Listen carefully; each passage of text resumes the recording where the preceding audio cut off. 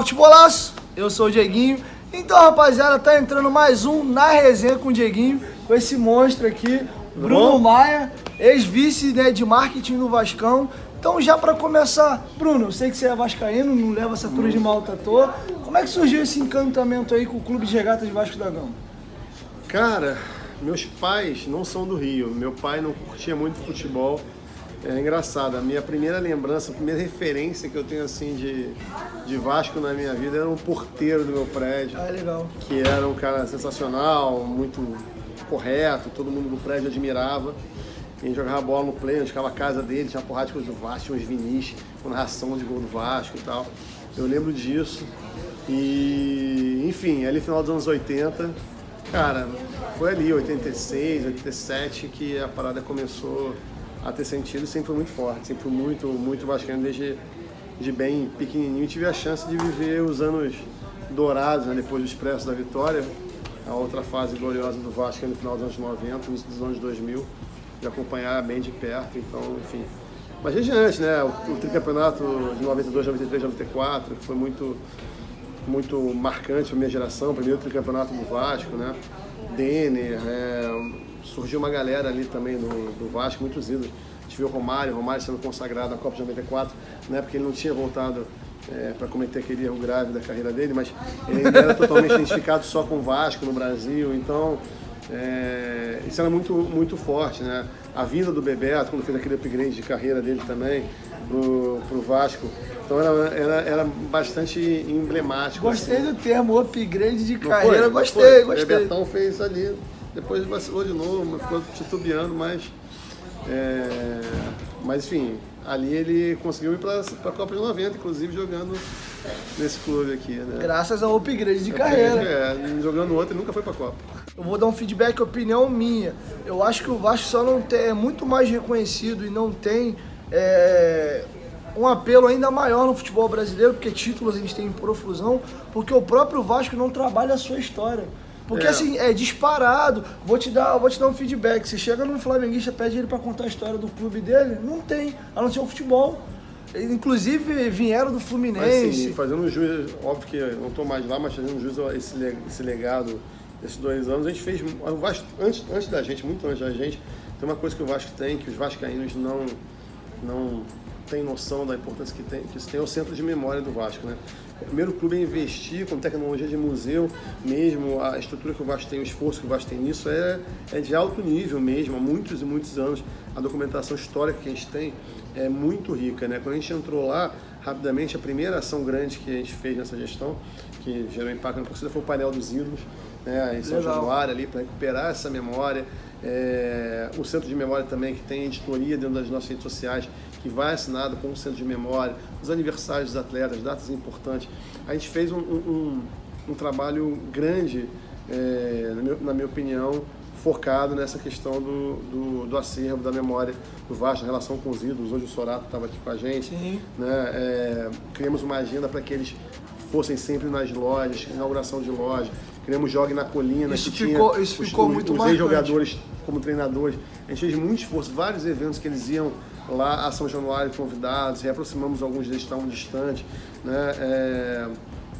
E eu fico muito triste só de ver alguns ídolos do Vasco que optaram realmente pela via política, né? Que alguns que não aceitaram homenagem, não foram receber homenagem e tal. Pô, teve isso? Teve isso, porque... Pode citar algum? Não, é fácil de saber quem são, a gente não precisa citar quem são.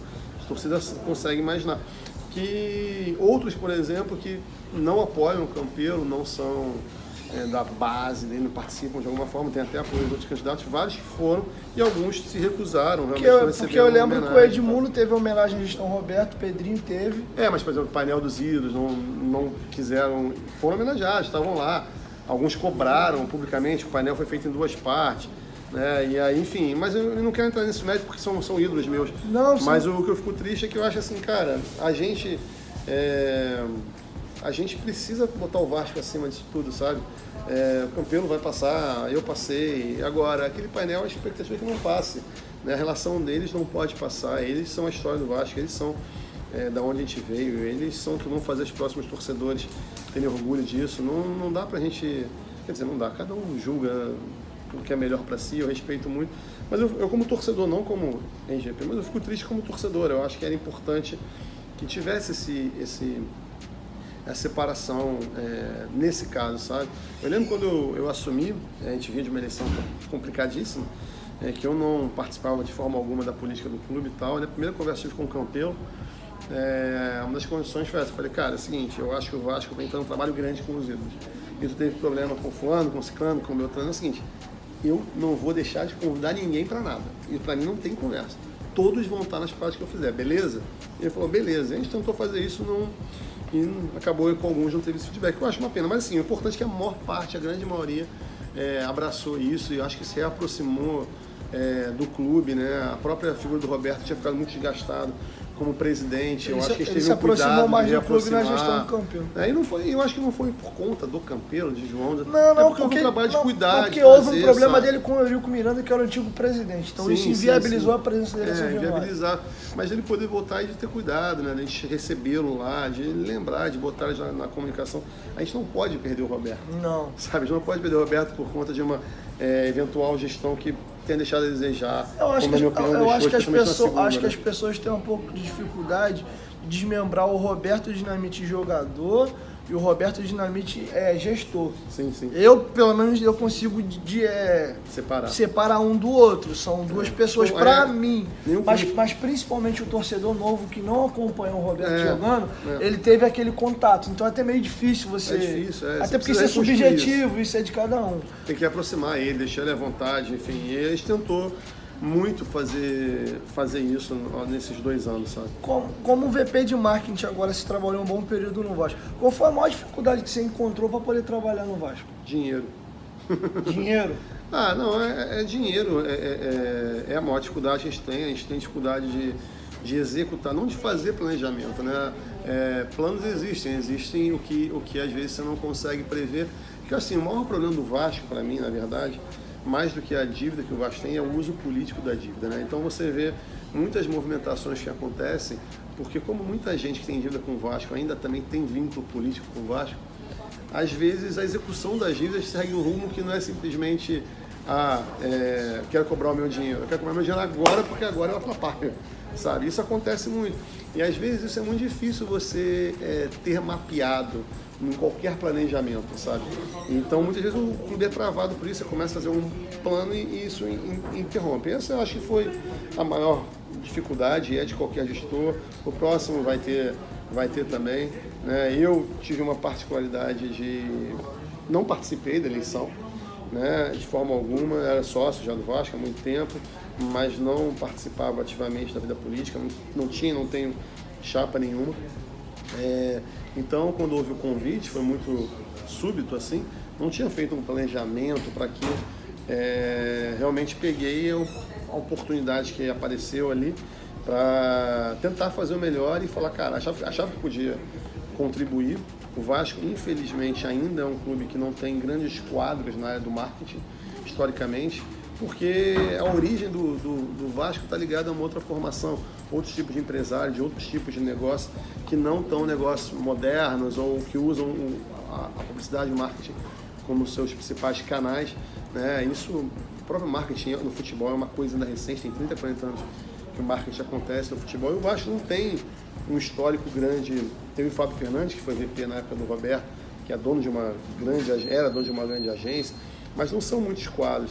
Então, muitas vezes a cadeira foi ocupada por pessoas que não necessariamente eram de marketing, que fossem muito voluntariosos.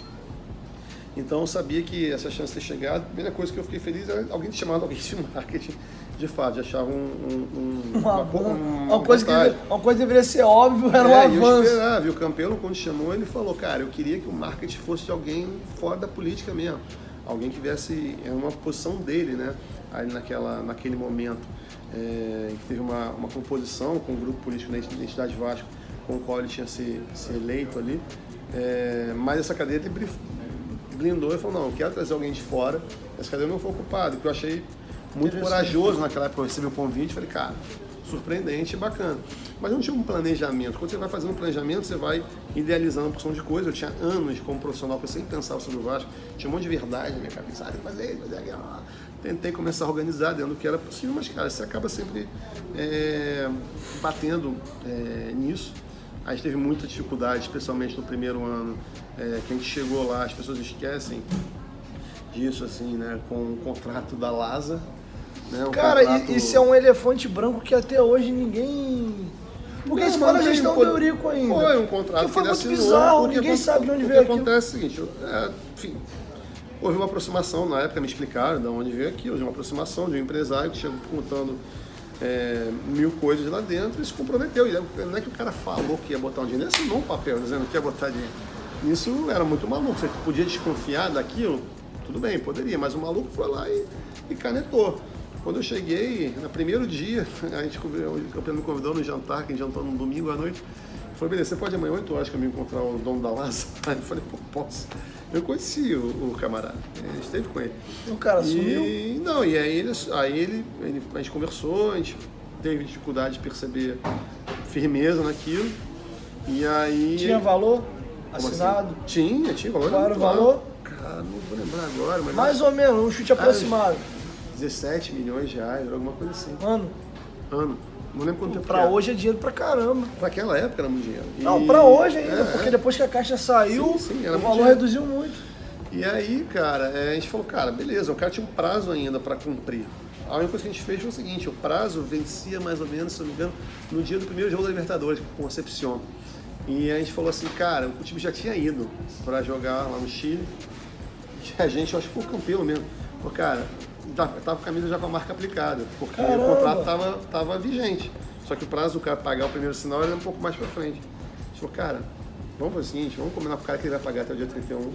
Se ele não pagar, a gente não joga. A gente levou um segundo kit de caminho, aí não pagou, a gente entrou. O cara ainda ia levar uma publicidade gratuita no E aí a gente entrou em campo com a camisa limpa, que acho que o próprio Campelo que levou, ele foi depois, o time foi antes, ele foi depois. Alguém que foi com ele levou um outro enxoval pra gente não ter o risco se o dinheiro não cair. Aí foi por isso que a gente conseguiu dar uma travada e não chegou a jogar com a marca. Estavam prontas as camisas com a marca da LASA quando a gente chegou lá. E aí que a gente falou, cara, a gente tem que esperar o prazo desse contrato. Não pode simplesmente, se a gente rasgasse, a gente ia ter uma multa para pagar. E se a gente tivesse qualquer movimento no mercado para captar outro dinheiro, a gente poderia ser acusado de aliciamento e também de quebra de contrato. Então a gente ficou uns 2-3 meses ali muito imobilizado, né, para começar a trabalhar. Isso dificultou muito, porque a gente já era tarde, quando a gente foi para o mercado, já era tarde, já era início de fevereiro, sei lá, meio de fevereiro. Já era bastante tarde. Aí a gente foi começar a poder captar mesmo lá para metade de março. E aí, cara, era muito complicado. Naquele ano, foi um ano em que o investimento publicitário do futebol caiu mais de 20% no Brasil como um todo. Em cima disso que você está falando. A grana da Caixa, desculpa, a grana da Caixa estava travada naquele momento. Falta de certidão negativa. Aí tinha a possibilidade de voltar mais caro, tinha perdido as certidões e por uma estratégia jurídica e financeira do clube não valia a pena pagar para zerar as certidões. A gente tinha um plano jurídico de recuperar isso através de uma operação de um crédito que o Vasco tinha para receber na justiça, fazer uma substituição sem que o Vasco tivesse que desembolsar dinheiro. E aí isso travou um pouquinho, a gente tinha outras possibilidades de captação de patrocínios através de dinheiro incentivado, mas não era possível. E aí a gente foi, o pessoal brinca, né, de muita permuta e tal.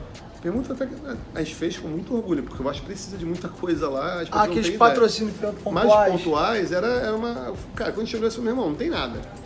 O tempo tá passando. Onde começa, cada jogo que você perde, não volta. Um dia você não vai recuperar lá na frente e fazer de novo. Então, cara, era matar cachorro a grito. E o único lado bom que teve foi que a gente pôde circular muito.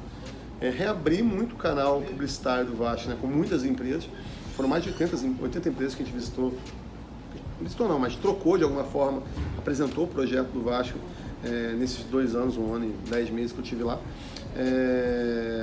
Coisa que não acontecia há muito tempo. Então, eu não vou lembrar os números, mas, se não me engano, em 2017 tinham tido 3 marcas na camisa. Era a Caixa, a TIM, o número, e tinha tido um pontual, que eu não lembro qual que era agora. A gente, em 18, já fez, sei lá, mais de 15 marcas circulando ali.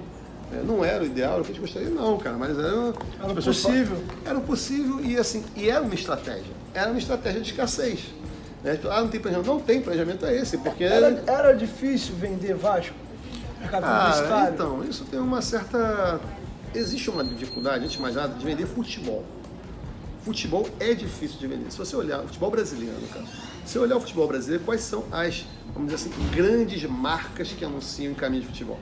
O histórico do futebol brasileiro nos últimos anos tem sido ou de projetos, ou de marcas, como é que eu vou dizer, públicas, né? Ou seja, política pública de incentivo ao futebol, ou marcas medianas dos seus segmentos. Não Normalmente é banco que patrocina o O futebol banco é um brasileiro. segmento que sempre teve muito sucesso no futebol brasileiro, sempre, sempre.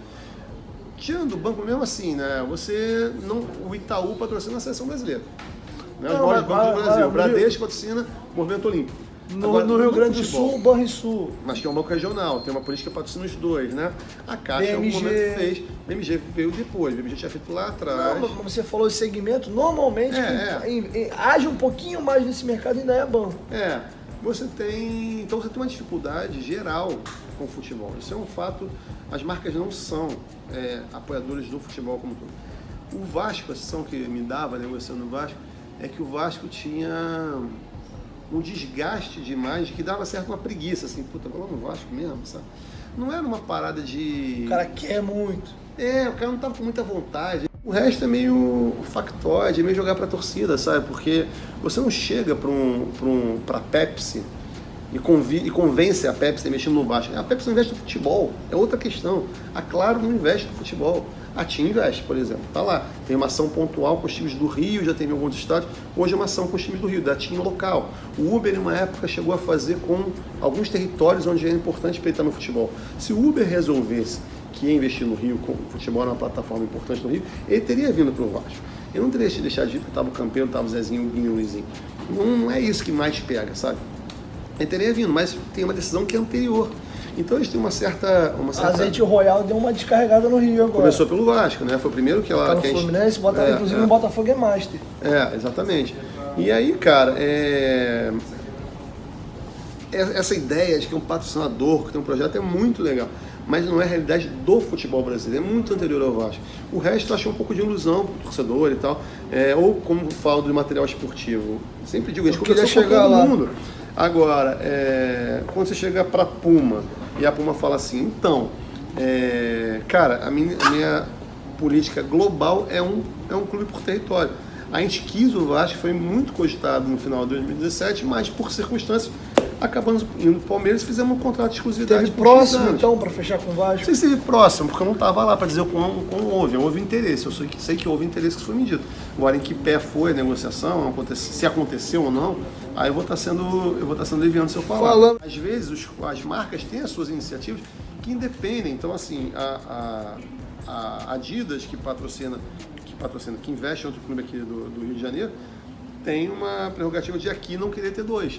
Por exemplo, eles estavam no Palmeiras e São Paulo, perderam para a Puma. Quando saiu do Palmeiras, aí eles foram para o São Paulo. Então teve um por estado, eles entendem que isso é importante. Né? Aí fala, mas na Argentina tem um River e o Boca. Vai entender por quê, isso é uma política lá. Mas eu acho que lá é um pouco diferente, que basicamente River e Boca dominam a Argentina. E você tem diretorias de marketing das empresas que são diferentes. Mas eu acho que é um contexto diferente, porque o Brasil são vários clubes regionalizados. Lá é basicamente River e Boca quase que dominam o cenário. Eu também acho que está certo. Acho que é por aí. Acho que é por aí, mas depende disso, o fato existem decisões que não partem do clube conseguir sensibilizar, são estratégicas. E até porque o futebol tem uma força tão pequena hoje em dia de barganhar as negociações, é tão dependente de qualquer dinheiro. E, cara, as grandes marcas sabem que não é que as elas vêm, não tem... Assim, se ela não vem é porque ela não quer, porque se ela vier, ela pega o clube que ela quiser, pega qualquer clube hoje em dia, ainda no Brasil, quando eles resolvem investir. Óbvio que quando o Flamengo faz a campanha que fez e tal, você melhora isso. Quando você cria uma estrutura de comunicação que transcenda, que crie plataformas digitais, outras formas de relacionamento, você melhora a capacidade de atrair, cada vez vai melhorar mais, cada vez isso vai ser mais decisivo. A gente tem que correr para tirar esse déficit, porque isso vai pesar cada vez mais nas decisões. Mas, até o presente momento, digo até final de 2020, isso infelizmente ainda é muito pouco prioritário na tomada de decisão de uma grande empresa em investir no futebol. Então, às vezes ficam vendendo uma ilusão de... Pode acontecer simplesmente do Campelo sair, a Adidas sair do Flamengo, cara, a Adidas vai querer vir pro Vasco. Não é porque Joãozinho entrou, não, é porque é momento. Eles querem ter. E sempre que eles tiveram a oportunidade de trocar, o Vasco nunca teve disponível. Nem a própria Nike, entendeu? Que estava no Flamengo e tal. A Nike tinha interesse, de fato. Não, Vocês chegaram a negociar com a Nike no seu período? Não é negociar. Negociar é uma palavra muito forte. Eu conversei com todo mundo. Eu vou te dar um exemplo, porque eu vou te falar como torcedor e como eu acompanho os meus inscritos. O pessoal fala assim, eu vou responder já de cara porque eu sei o motivo. A Red Bull no Bragantino é outra parada, é a Red Bull, não é o Bragantino. É outra coisa. Tem o Red Bull Leipzig, etc. Então a Red Bull tá com a Nike e outros. Tomam conta do projeto. Exatamente. Isso. Mas teve Curitiba, Bahia, mas há muito tempo, Santos. não nesses últimos 2 anos. Mas, independente disso, o Vascaíno quer muito a Nike no Vasco.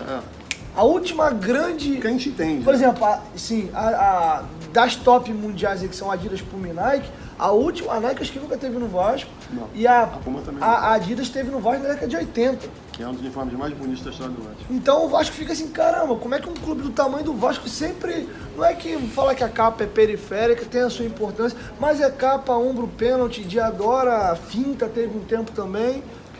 Reboque, umbro e etc. Não, então, é o que acontece. Champions teve no Vasco. Lembra isso não. Mas faz parte. Mas a Nike, nesse período que a gente esteve lá, o discurso, de novo, não foi uma negociação, de conversa. O que vocês estão pensando no mercado brasileiro? Não, Bruno, a gente está esvaziando, está saindo do mercado brasileiro. Na época a gente conversou, estava com 2 clubes ainda, que eram o Corinthians e o Inter. Eles falaram pra gente que o movimento era sair do Inter e ficar só com o Corinthians no Brasil e a seleção brasileira. Então eles não estavam fazendo investimento. A Adidas tem uma estratégia um pouco diferente, porque a Adidas, ela não só investe em alguns clubes, como ela também tem uma questão de licenciamento de marca. Ela permite que o clube use uma negociação de royalty mais favorável a ela. E a maior parte dessas empresas, que também a torcida não sabe disso, pouquíssimas, essas 3 eu acho que não estão entre elas, a Puma talvez, opera de fato no Brasil. O que eles fazem são acordos de licenciamento de marca com representantes locais, com empresas locais, com indústrias locais, que têm capacidade de produção, distribuição, conhecimento de logística e tal. E essas marcas são quem negocia. Então o contrato do Vasco com a Diadora, por exemplo, tem um terceiro player, tem uma terceira empresa que é a empresa brasileira que representa a Diadora. Inclusive eu ouvi dizer que a capa é a mesma coisa, não é a capa italiana. Não, mas todas são assim, a Adidas eu acho que com alguns clubes não é assim ainda, com poucos clubes não é, que fazem um contrato direto, quase de patrocínio mesmo. Mas isso é muito comum. Então, por exemplo, a mesma fábrica que fazia a camisa da Diadora, em vários momentos fez a camisa da Nike da Adidas no Brasil. Então as pessoas, não, porque o material mesmo, a gente vai lá, escolhe, pega a camisa da Nike do Corinthians, quero esse, põe pra fazer. Existe um mito, uma imaginação de que, porra, da Nike, porque a Nike é uma marca incrível, é uma marca inspiracional, é uma marca do Michael Jordan. Entendeu? É a marca do, sei lá, Ronaldinho Gaúcho, do Ronaldinho Gaúcho, entendeu? É a marca desses caras, é por isso. Agora, no material, no que a gente pega, essa camisa aqui da Diadora que eu tô usando, a gente escolheu o material. A gente falou, quero esse. Eu acho que ele reclama que o material é ruim. Não, mas eu falo com toda tranquilidade, a gente escolheu, e assim, eu tenho, por exemplo, eu lembro que a gente chegou, tinha uma comparação com o material da camisa do Corinthians, que era da Nike. E a nossa camisa, o material que a gente escolheu era, sei lá, 60%, 70% mais caro do que era a camisa com que a Nike fazia do Corinthians, porque era muito melhor em qualidade técnica, tecido em questões têxteis, que eu não sou a melhor pessoa para explicar, mas a gente tinha pessoas para nos acompanhar. A camisa da Diadora, que tem botão e tal, a preta, que eu acho linda, do ano passado, o acabamento dela é muito bacana. Eu acho que a Diadora deixava a desejar, tipo, em coisas assim, silcadas, sabe, coisas que estampam, assim, eu acho que realmente... ali a qualidade às vezes acho que solta muito fio. Solta fio. Isso às vezes tem mesmo. Qualquer coisinha numa lavagem, numa máquina de lavar, ela... Isso a sua mesmo acontece. Tá com 3, 4 aqui, ó. Não, acontece mesmo. Mas eu também tenho camisa da Nike, não, então, claro, tem, não. Mas estou falando assim, essa imaginação, cara, a Nike não... A não ser quando, sei lá, a Nike, muitas vezes, oferece limitações. Ela tem um template de camisa, ela quer daquele jeito e todos os clubes do mundo usam isso aquilo. Eu falo nos meus vídeos. O pessoal que quer muito. Customizou, a gente escolheu a camisa, uma camisa, cada detalhe que está aqui foi a gente, o Marcelo Azalim. O pessoal que quer muito Nike Adidas, eu falo, é bom pelo sentido do pan, do glamour, mas eles usam muito template. Esse negócio de camisa diferente, você raramente vai ver Nike Adidas. Aí não tem muita questão de personalizar clube por clube. Inclusive, você acabou de confirmar confirmar, que é dito pra fora de que é o próprio marketing do Vasco que desenha as camisas, é Sim, verdade? sim, a gente foi uma coisa que a gente conseguiu instituir. Até porque a gente chegou lá e teve muita dificuldade com a Diadora no início. Tava deixando muito a desejar. Os vascaínos lembram as primeiras camisas da Diadora, especialmente a primeira, que Parecia foi muito camisa traumática. de campeão de pelada. Né? Parecia o uniforme da turma do bairro. Quando a gente fala que é importante ter tempo para uma troca de material esportivo, as pessoas não entendem, cara, é isso, assim. A Diadora conseguiu, com a gente cobrando muito, fazer um tempo que é considerado curto no mercado, foram 5 meses, nós tivemos 4 meses até trocar e botar a camisa que tinha as bolinhas aqui e tal. Aquela já é Que foi a que jogou a finalzinho da Libertadores, depois foi pra Sul-Americana com ela, que foi a nossa, que a gente conseguiu chegar e fazer. Eu tenho essa camisa. Você tá no documentário, você tá com ela, inclusive. É verdade, verdade. E aí, cara, mas Documentário da Associa Vasco na DAZN, produzido pela Do agência... DAZN. Já achei O fomentação, é masculino, é o DAZN, do DAZN. DAZN.com.br. Gostaria de saber se você tinha livre-arbítrio, acho que é uma palavra pesada, mas se tinha total liberdade para trabalhar no Vasco. Tipo assim, se a diretoria pautava muita coisa que queriam fazer e eram embarreirados, e que você desse para a gente fechar aqui o real motivo de você ter saído da instituição Clube de através da Gama. Vamos lá. E se for um sonho também, como vascaíno também? Não, eu não digo que nunca Esses foi três um tópicos. sonho, porque eu nunca me permiti sonhar uma coisa dessa, cara. Nunca passou pela minha cabeça que isso pudesse acontecer. Então não tá no nível do sonho, é outra. Era quase uma utopia. Não era nada, sei lá. Eu pensei, cara, então daqui a um ano você vai estar, sei lá, vice-presidente de marketing, presidente de um país em Marte. Cara, você não pensa sobre ser presidente de um país em Marte. Não existe isso, é um negócio, é o Vasco, é muito grande, sei lá, não direcionei minha carreira para isso. Foi uma bênção realmente que aconteceu, um privilégio muito grande, ainda mais novo. Trabalhar no Vasco abre muitas portas. Cara, acho que sim, abre muitas portas, mais que abrir portas, gera uma exposição que eu acho que tem que estar preparado, como tudo na vida, para saber aproveitar, né? E acho que, enfim, já tinha uma carreira, não foi do dia para noite que eu cheguei naquilo, não foi por conhecer, por ser amigo do Campelo que ele me chamou, não conheci o Campelo até o dia que Foi mérito. Enfim, acredito que sim. Não, e vou até falar que eu acho que foi um período muito bom. Publicamente venho elogiar aqui. Eu acho que o período do Bruno Maia no Vasco foi muito bom. Como o pessoal mesmo fala, Muitas realmente, limitações, podia ser melhor, de um claro, tempo podia. pra cá, o Vasco realmente, se não foram os dos sonhos, você começou a ver muito anúncio nas camisas do Vasco, que realmente o Vasco ficou com hiato sem patrocinador master há quantos anos? E cara, e tem outras coisas que eu acho que você mesmo já falou isso pra mim, né? Às vezes é difícil você ficar falando de si, porque parece que você tá meio arrogante No e futebol tal. brasileiro, aliás, no Brasil, do modo geral, é quase que proibido você falar que você fez algo, ainda que tenha sido você. Sou arrogante, Mas prepotência. não quer dizer que a gente fez algo assim, mas eu acho que um dos trabalhos principais que as pessoas pouco percebem cara, é nas plataformas digitais, né? A transformação que o Vasco viveu nos últimos anos, e que eu digo assim, não é só dos canais do Vasco, é da cultura digital entrar no Vasco. Por mais que tenha a briga lá do Campelo com os vascaínos digitais, toda essa história que é anterior, que é uma questão que ele acho que muito mais por se expressar mal do que por pensar isso, que eu nunca vi em algum momento ele desmerecer vascaíno digital nenhum, numa reunião que a gente tenha tido. Acho que expressou mal talvez em alguns momentos. Mas assim, a gente fez um esforço muito grande por tentar abrir, fomentar que houvessem novos perfis, grupos, fóruns, né, dar entrevistas. Alguns youtubers claramente oposicionistas tiveram acesso a entrevistas com ele, porque a gente falava muito isso, cara, é importante que... O Mário Coelho foi um. Mário foi um, que a gente tenha pessoas falando sobre o Vasco.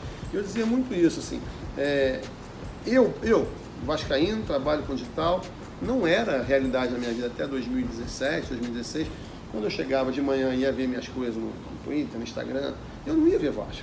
Não era um assunto que estava ali, e era um lugar onde passava uma parte do meu tempo. Então, quanto mais canais existissem sobre o Vasco, mais pessoas falariam de Vasco. E eu não quero que eles estejam no perfil do Vasco. É importante elas falarem, o Vasco isso é importante. Quando o cara está falando do Flamengo, ele também pode falar do Vasco, ele poder viver aquilo, mesmo que seja para xingar, para falar mal, mas ele fala mal porque ele ama, porque ele quer aquilo bem. Então eu acho que a gente fez um esforço sim real para que houvesse cada vez mais canais. E quando vocês falam, e eu acho que tem razão, da importância dos influenciadores digitais para o movimento do Associa Vasco, eu acho que talvez a grande pequena contribuição do que a gente fez, que não foi o marketing do Vasco que fez aquilo acontecer. Eu acho que com toda a dignidade, mesmo não estando lá, ninguém puxou para si esse mérito ali. Mas eu acho que o fruto que eu vejo é, você falou, cara, a gente chegou aqui com 10 mil sócios bloqueados no Twitter, torcedores bloqueados no Twitter. Né? Passamos por um ano passado em que, cara, a gente foi top 10 acho que em 10 meses do ano em Twitter, e na coisa mais importante, que era a menção. As pessoas falam de Vasco, não importa se marcam o perfil, não importa, eles falam de Vasco, a palavra Vasco aparece, não teve aquela onda que o Edmundo puxou, Vasco. Cara, é isso, a gente está falando de Vasco. Isso gera impacto no patrocinador. O cara, ele é tocado por isso, ele vê que os caras estão ali. A gente no BMG ter mais seguidor do que o Corinthians faz diferença. Entendeu? Os caras investem mais dinheiro no Corinthians, mas, cara, quem é que está mais ativo ali? O Vascaíno está ali. Isso vira barganha na hora da negociação. O clube tem que usar isso a favor. Mas barganha, o cara vem naturalmente, ele entende, cara. Ele fala, cara, não, mas o próprio clube pode usar isso como artifício de negociação. A ação do CT que aconteceu agora é fruto disso, é fruto da força que a torcida do Vasco teve no digital. No primeiro momento, os caras querem achar, ele entende que assim, cara, se a gente botar coisa aqui, os caras vêm. Então vamos botar? Vamos fazer uma ação aqui de divulgar sócio-torcedor e tal. Tchau, gente. Desculpa. E vamos fazer ação de divulgar para os sócios entrarem aqui, porque isso vai vir, isso gera dinheiro. Então quando você faz isso, o cara o olho ele cresce para estar ali. Você não precisa nem botar para ganhar, não, já vem, acontece. Né? Então, voltando só para eu acho que isso foi um dos méritos, eu acho que a gente teve de ter ajudado, sim. Né? É só lembrar a importância que teve na campanha do Júlio, a discussão, o que ele representava em termos dos digitais, e que só tinha ele. Né? Ele era um cara mais jovem e tal, conectado, isso que investiu nessa plataforma e que dominava isso de uma forma que o clube não tinha outra opção. Quem estava no ambiente digital naturalmente seria pró-Júlio, eu não estou entrando no mérito se está certo ou errado, mas é natural, porque é o único candidato que tinha. Agora, hoje, o Vascaíno, a gente vê coisas engraçadas, alguns pretensos candidatos fazendo coisas que todo mundo vira meme e tal, não sei o quê. A vida digital do Vasco mudou. O mundo hoje é digital, né? Isso eu acho que sim, é uma contribuição que essa gestão de marketing deixou para o Vasco. Poderia ter sido com outro, talvez com outro VP nesse momento, se não sendo Érico também, se acontecesse, mas sim, foi a gente, eu acho que pelo menos a gente conseguiu fazer essa passagem de bastão para que uma próxima possa fazer ainda mais, ser melhor, e é isso que eu espero, torço e me ofereço para quem eventualmente quiser, quem vier depois, quanto eu puder ajudar, cara, independente de chapa. Então assim, eu acho que a gestão teve muitas dificuldades. Você perguntou sobre se tinha autonomia. Cara, no primeiro momento, autonomia eu acho que sempre teve, eu nunca fui obrigado a fazer nada. Nunca foi boicotado em nada que você quis? Boicotado, não. Boicotado eu acho que é uma palavra forte. Falta de apoio. Tive divergências importantíssimas. Teve algum grande negócio que você não conseguiu fechar para o Vasco, porque de repente a gestão não entendeu e não deu um apoio? Não. Eu tenho publicamente, eu tenho uma divergência profunda com a decisão que o clube fez em relação à gestão do programa de sócios. E não foi por conta dessa mudança que o projeto aconteceu. Como a gente falou que o projeto aconteceu porque em um momento circunstâncias aconteceram.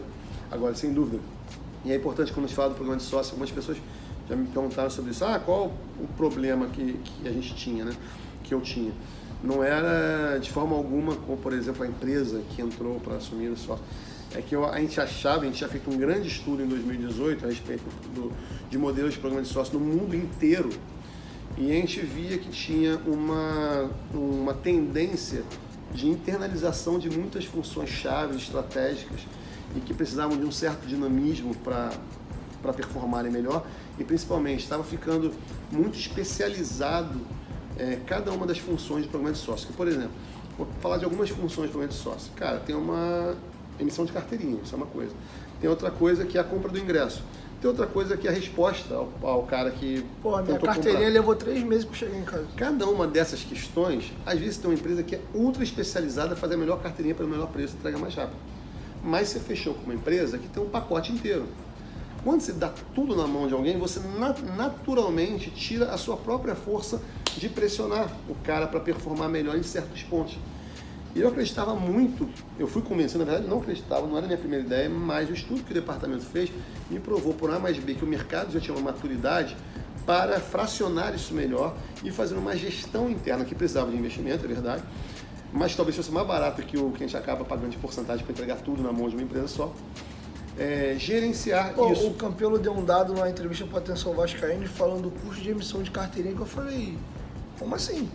Enfim, de milhões eu quando você tem uma empresa que faz tudo, você não tem muito como discutir. É o que o cara falou e acabou. Você pode pressionar aqui ou ali, mas cara, se eu não me engano, você perde competitividade. Eu posso estar falando besteira, posso ter botado na edição. É coisa de 1 a 5 milhões, eu não lembro, o valor da emissão da carteirinha. Eu falei, como assim, cara? Então, assim, essa é a grande questão. É quase o valor do BMG. Sim. Quando você pega e vai para a linha que se foi, isso foi uma divergência clara e que eu não concordava. Divergências não existem para que você bata pé e brigue. Não, divergências existem para ser discutidas e você aceitar democraticamente.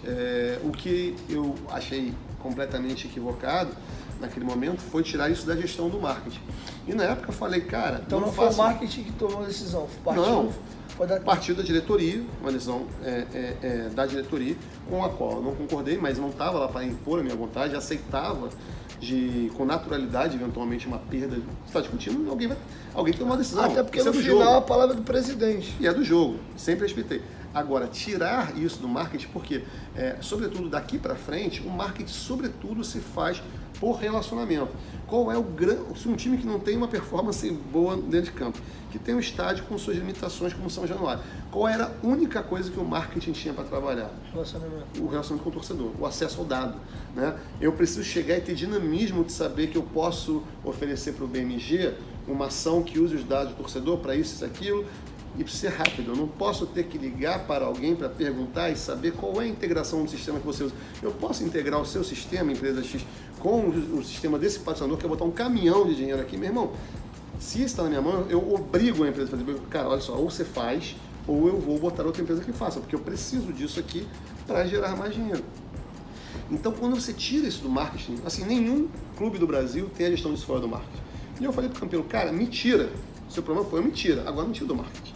E isso eu achava muito grave ser feito, porque não existe lugar nenhum do Brasil essa experiência de tirar o sócio torcedor do marketing, porque essa é a matéria-prima hoje em dia, né? Você vê a maior parte dos patrocínios na Europa, que o pessoal fala, no Brasil tem marca pra caramba na camisa. De algum motivo para dizer um motivo de tirar isso do marketing? Cara, teve alguma justificativa? Não, o motivo, cara, não foi verbalizado, mas o motivo é claro que havia divergência do olhar. E aí acho que gerou uma desconfiança de que a gente fosse tocar da melhor forma. Por que levaram? Não sei dizer. Agora, isso de fato é uma divergência. Isso foi um motivo que impulsionou a tua saída? Não, não foi o que impulsionou a saída. Porque uma das perguntas que eu te fiz foi o... Vou responder. Sempre respondo tudo que me perguntam. Vou responder. Divergências têm que ser respeitadas. Claro. Né? Eu tenho milhões de divergências com o Campelo e ninguém nunca me viu batendo boca publicamente. Ninguém nunca me viu. Quando eu saí do Vasco, eu não saí atirando, eu não saí querendo limpar a minha honra, justificando, não sei o quê, porque eu acho um desrespeito à instituição. O cara estava lá dentro. Eu tenho muitas coisas para fazer. Quando é que eu vou fazer? Quando acabar essa gestão.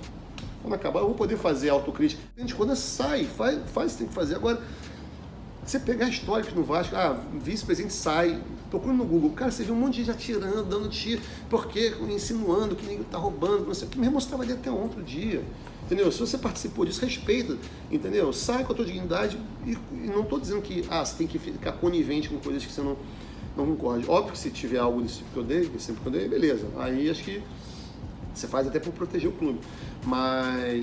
Mas nem sempre é isso. Às vezes é simplesmente uma briga, é uma vaidade ferida, e a pessoa coloca a sua honra à frente do respeito ao clube. E algo que é natural historicamente no Vasco, no último ano de gestão. Pô, no último ano, então... Geral... todo mundo ficou divergente. Quando o cara olha e vê assim, essa gestão dificilmente ganha uma eleição, irmão, é debandada. Exatamente. Então, assim, quando eu saí, em final de semana, havia divergência, muitas divergências com o campeão. Muitas divergências. Mas muito respeito mútuo. Ele sabe, eu falei pra ele quando eu saí, falei, cara, tenho certeza que nenhum VP do Vasco foi mais leal a ele, porque a gente quebrava o pau forte, entendeu? E ele falava tudo que ele queria, falava alto na minha cara, eu falava alto com ele, a gente se respeitava mutuamente. Isso sempre aconteceu. Então, por mais que houvessem grandes discordâncias, e elas têm que existir, é da democracia isso, elas eram tratadas com respeito. Né? Agora, quando aconteceu esse episódio, houve sim um descontentamento grande meu, que ele sabia desde o primeiro momento. Eu não concordava com aquilo. Cheguei a pensar em sair quando isso aconteceu, no final de 2018. Mas fui convencido por pessoas ao redor ali que ficasse, porque talvez eu estivesse sendo intransigente. Eu mesmo estava começando no clube, me questionava, sabe que eu estou sendo intransigente? Pô, tem que ter um pouco mais de maleabilidade, vamos esperar, não sei o quê. Mas ali, de fato, começou um desgaste. Acho que o desgaste que gerou essa discussão especificamente, ela se refletiu em outras discussões ao longo do tempo. Então, realmente, a gente tinha muitas divergências, de novo, muito respeitosas, e todas elas ditas assim, na cara do campo. Ninguém nunca vai chegar para ele e falar, não, porque o Bruno disse, meu irmão, ele sabia antes por mim. Né? Então isso sempre foi muito generoso, a carta que ele fez para mim quando eu saí do clube, que eu nem esperava por isso, mas tinha a ver com esse respeito, né? E principalmente respeito institucional. Cara, seja quem for, é o presidente do Clube de Regatas Vasco da Gama, ele assina isso. Né? Cara, se discorda do cara, beleza, cara, mas lembra sempre que você está, a não ser que seja uma acusação realmente muito grave para fazer, o cara tá levando dinheiro nisso, beleza, prova e vai para dentro. Agora, ficar aventando isso, jogando assim, eu não tenho nenhuma coisa dessa que eu possa falar. Posso ser por cegueira minha, podia estar na minha cara, mas eu não tenho, então eu não posso fazer. Né? E não acho digno que se faça. E assim como, e quando eu saí também tinha um pouco de falar assim, de fato, a razão pela qual eu saí quando eu saí foi uma proposta de trabalho que envolvia recomendações de investimento em esporte para uma marca. E eu não me sentia confortável de recomendar investir no Vasco ou no Flamengo. Eu não poderia chegar para essa marca e ser idôneo para ela. Como é que ele ia acreditar que eu estava respeitando o dinheiro dela, dizendo que era melhor investir no Vasco ou no Flamengo se era VP de uma das marcas? Não faz sentido, era desrespeitoso com a marca. E era desrespeitoso para o Vasco se eu fizesse o contrário. Como é que eu poderia eventualmente estar sugerindo um investimento no Botafogo, no Fluminense, se eu era VP do Vasco? Não fazia sentido. Então, por isso eu resolvi sair, né? Para preservar isso, no momento que eu entendi que tinha um conflito ético. Eu falei, não vou continuar. Mas é evidente que o desgaste que eu já vinha naquele momento facilitou com que essa decisão fosse tomada, porque eu já não me sentia capaz naquele momento de entregar as coisas que eu queria. O tal do planejamento de cobra que existia um plano de 2 anos para o marketing, ele não conseguia ser executado. Muito porque as prioridades estavam mudando e estavam sendo tocadas de uma forma com a qual eu não concordava, com um nível de ingerência bastante grande, com um nível de interferência de uma forma que eu não via planejamento nessa ingerência, não entendia por que algumas coisas eram cobradas na época, na hora que era. E eu fui me desgastando, mas fico muito tranquilo de falar isso aqui, porque falei para o campeão, ele sabe quais são. Então não tem novidade aqui, se ele vir essa entrevista, não vai sentir traído, o Bruno saiu com... Não, resumindo, Diguinho, assim, eu falava, cara, não estou mais conseguindo fazer o que eu queria fazer aqui. E aí eu não ia ficar sentado na cadeira lá e não ia fazer o que você falou. Eu falei, quer saber, tá ficando tarde, eu não vou sair no último ano, porque eu sabia que eu não tinha uma motivação eleitoral para fazer aquilo. E aparecer aqui lá, pulou com interesse político, porque ele sabe o que normalmente que ocorre. Futuramente, você pensa em retornar ao Vasco? Cara, é inevitável. Quando você entra no clube nisso, você perguntou, um sonho? Cara, nunca me permiti sonhar. Depois você passou por lá, você sabe que isso é uma realidade, algo que entrou pra minha vida. Né? E eu não vou dizer pra você, não vou nunca mais voltar pro Vasco. Não, mas hoje em dia eu tô focado, de fato, em tocar minha carreira profissional, recuperar aqui. Acho que o clube precisa... Mas um projeto muito bacana, futuramente, você toparia retornar? Não, toparia retornar, mas, cara, é bem difícil. Inclusive, o VP de marketing é amador também, não tem remuneração? Amador, não tem remuneração. Não, nenhum vice-presidente tem remuneração. Você é a favor ou contra a remuneração de cargo? Eu sou totalmente contra a não remuneração. Acho que tem que ser profissional. E eu acho que eu não devia ter sido vice-presidente por esse aspecto. Porque eu não sei, se fosse profissional, eu não teria ido, porque eu tenho minha agência, minha vida, e eu tinha claro que não era aquele momento da minha vida para me dedicar a isso. Mas sempre fui contra que o Bruno Maia estivesse lá nesse sentido. Para mim tem que ser o máximo profissional possível. Beleza, pra gente encerrar agora, tem um quadrozinho meu que vou te dar 5 segundos para me dar um nome. É curto, é tiro curto. Melhor goleiro que você viu camisa do Vasco? Carlos Germano. Lateral direito? Lateral direito? Putz. Bora, ajuda. Caraca, deu branco. Curtinho. Tá dando branco geral aqui agora. Vamos pro próximo, porque eu lembro do lateral direito. 2 zagueiros. 2 zagueiros? Mauro Galvão, sem dúvida Mauro Galvão, e... Real Concur. Real Concur, né? Dedé, claro. Lateral esquerdo? Felipe. Meiuca. Enfim, primeiro volante ali, cara, quem pode ser? Amaral. O Mário Coelho me deu um time com 4 atacantes, então fica à vontade. Vamos fazer um 4-4-2 aqui. O time do Abel joga com 5. Vamos lá, Amaral. Então tá, vou botar Amaral, Juninho, Ramon, Edmundo, Romário. Peraí, me confundiu. Amaral, Juninho, Ramon, 3. Tem meu capenga aqui, mas tudo bem. Romário, Edmundo e Roberto com o Sorato, que estava aqui hoje. Sorato é fera. Boa, meu lateral direito. Cara, lateral direito, né? Caramba, faltou lateral direito aqui. Deixa eu puxar um aqui. Pô, não fala isso, já botei isso na cabeça. Não, cara, não fala isso não, Deus mais. Pô, faltou lateral direito aqui agora, Cara, vou te falar, da minha geração, os melhores que eu vi foi o Wagner Diniz e o Fagner, é a minha realidade. Wagner foi O Wagner Diniz foi um bom lateral da minha O Jorginho foi. Então fechou? Fechou. Carlos Germano, Jorginho, Dedé, Mauro Galvão, Felipe, Amaral, Juninho, Ramon, Roberto, Romário e Edmundo. Tá bom. O Sorato tá O Mário Coelho botou o Pelé no ataque dele. Jogou no Vasco uma vez no nome.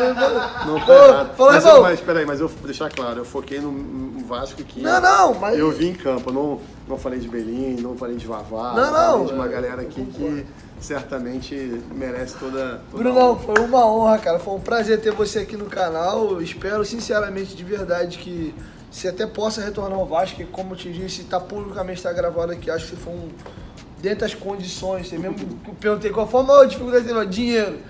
Então, assim, acho que dentro do possível foi um trabalho bem realizado. Então, deixa aí sair daí pro público aí alguma palavra aí pro vascaíno aí. Se quiser falar do seu trabalho também, fica à vontade. Lembrar a gente estar aqui hoje, né, no lançamento do documentário do Associa Vasco, que está na plataforma do DAZN, dazn.com.br, para quem quiser assistir.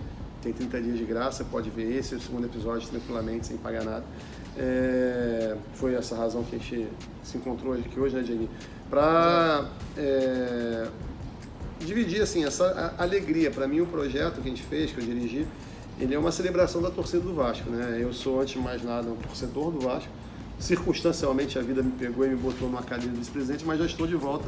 Mas mais importante para mim que é ser só de torcedor. Para mim, a coisa mais importante é andar em São Januário, no Maracanã, e ter carinho das pessoas por saber que a maior parte reconhece, diz que eu representei bem as coisas que elas esperavam. Isso é um maior orgulho, porque para mim é uma questão de representação mesmo, né, de andar lá dentro da forma como eu sempre cobrei que as pessoas fizessem fora. Quando eu xingava, reclamava, eu tentei sempre me lembrar, cara, o que você xingaria lá fora? Não faça isso, né? Então hoje esse documentário é uma celebração dessa torcida, uma torcida que é incrível, de um clube que nos emociona todos os dias, e que não pode esquecer da força que tem jamais, né? A nossa história toda foi pautada por movimentações populares, e isso tem que estar no DNA de cada decisão que se tome no Vasco. E tem que estar, e quando eu digo decisões que se tomam no Vasco, não é do presidente, do vice-presidente, é a sua quando compra o ingresso, quando vai levar teu filho, como você ensina seu filho a ser vascaíno. Lembrar que essas coisas são importantes, sabe?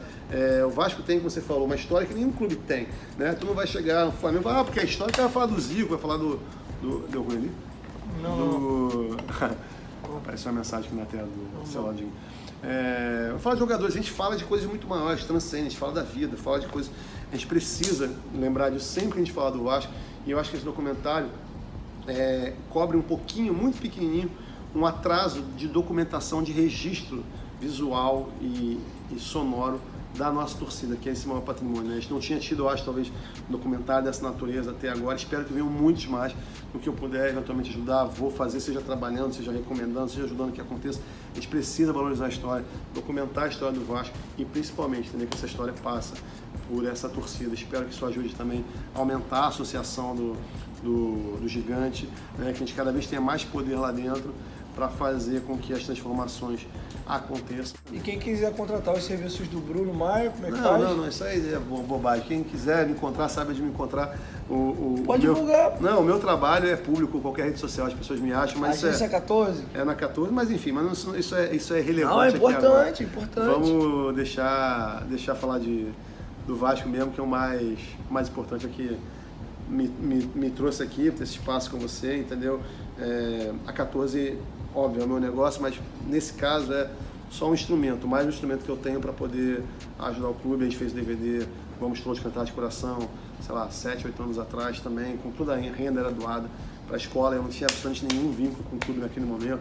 Então, assim, o que eu puder fazer, espero que minha carreira seja longa, não tenho pressa de sair desse plano aqui tão cedo. Então, quando eu puder fazer para ajudar o clube, tendo cargo ou não tendo cargo, isso é completamente irrelevante na minha decisão de ajudar a contar e registrar essa história. Então, Brunão, foi uma honra ter você aqui. E foi longo, hein? Foi um longo papo. Foi bom. Hoje foi bom, né? Tá bom. Então, e acho que você tocou num ponto que eu acho interessante e é uma bandeira que eu costumo levantar no meu canal. Eu acho que muito mais do que reclamar e xingar na mídia social, eu acho que o vascaíno tem que pegar e fazer aquilo que de melhor ele pode fazer. Se o seu melhor aí para arquibancada comprar ingresso em um produto oficial, já é maravilhoso. Se você tem condição de tentar mudar o Vasco via política, amém. Se você tem condição de falar publicamente, seja no Instagram, no YouTube, enfim, cada um luta com as armas que tem. Então você, vascaíno, faça o que você puder de melhor pro seu clube. Você falou, eu era um torcedor, dia pra noite apareceu isso. Eu falei, cara, tô há anos reclamando, xingando. Cara, o cara vai ser presidente nos próximos 3 anos. Eu tinha opção, ou ajudar ou não ajudar. Entendeu? E, cara, pra mim a principal questão foi por isso que eu nunca me associei a chapa nenhuma e tal. E, cara, vou entrar lá pra ajudar o Vasco. E assim foi, entrei e saí tentando ajudar o Vasco. Você falou, se você tiver oportunidade, pode cair do céu na tua vida, aconteceu na minha. Meu irmão, eu não recusei, fui pra dentro e fiz acontecer, não fiquei dizendo como é que devia ser, A, B, C. Não, cara, vamos fazer, é isso que tem pra hoje. Vamos embora, entendeu? E eu acho que falta isso mesmo, às vezes, as pessoas serem mais generosas com o clube a despeito de qualquer interesse que elas têm. Gostaria muito mais de ver candidatos a presidente do Vasco que se olhasse e falasse, caraca, esse cara já fez pelo Vasco, pô, fez isso, aquilo. Tem uma ficha corrida de contribuições que hoje não é o que a gente vê, né? Então, cara, vamos começar a fazer, quem sabe um dia, se você tiver o histórico, a sua vida permitir e tal, pode ser muito mais legal chegar com esse histórico do que simplesmente, só vou fazer quando for vice-presidente. Eu acho isso uma babaquice. Entendeu? Mas, eu acho engraçado, tem candidato a presidente que fala que pode fazer isso e aquilo, mas só faz se for ele o presidente. Então isso pra mim não é ser vascaíno. Isso é uma loucura. Enfim, rapaziada, o papo foi maravilhoso, como o Bruno falou, foi bom, foi bem longo, senão de que a conversa foi boa. Então é isso, rapaziada. Porque eu falo muito, né? Eu também. Então, rapaziada, se inscreva no canal, ative o sininho, curta, compartilha esse vídeo, segue aí as mídias sociais do Vasco, que é muito importante, Twitter, Instagram, Facebook, porque o foco principal de todos nós aqui, se não tivesse o Vasco, nós não estávamos nem sentados nesse bate-papo aqui. Se permitir divulgação, vou divulgar @Bruno Maia. Bruno claro. Maia 14. Chega lá. Vou deixar na descrição do vídeo aqui também. No Twitter, Bruno Maia, só no Instagram. Beleza, rapaziada? 1, 2, 3, futebolaço. Tamo junto, família. Eu qualquer momento chego em volta. Vasco, tamo junto. E nem Valeu. se